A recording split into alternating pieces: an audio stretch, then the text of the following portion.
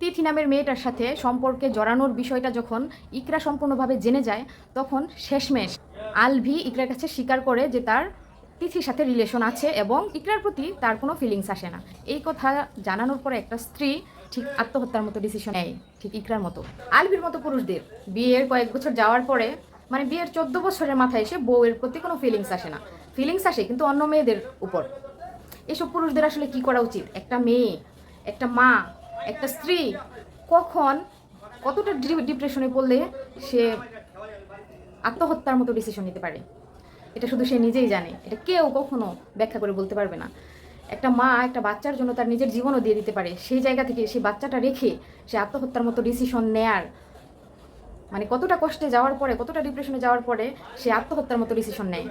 আমি বলবো আত্মহত্যা করে সে ভুল করছে। কারণ একজন মা হয়ে গেলে আমার মনে হয় বাংলাদেশের 80% মা, বিবাহিত স্ত্রী সংসার করে শুধুমাত্র বাচ্চাদের দিকে তাকিয়ে। তো সে যদি বাচ্চাদের দিকে তাকিয়ে অন্তত ডিভোর্সে যেতে পারতো, সেপারেশনে যেতে পারতো। কিন্তু এখন বাচ্চাটার কি হবে? বাচ্চাটাকে যেইভাবে মায়ের ছায়া দিয়ে এতদিন বড় করেছে, সেই ছায়াটা এখন সে কোথায় পাবে? এভাবে মৃত্যুবরণ করাটা ঠিক হয়নি।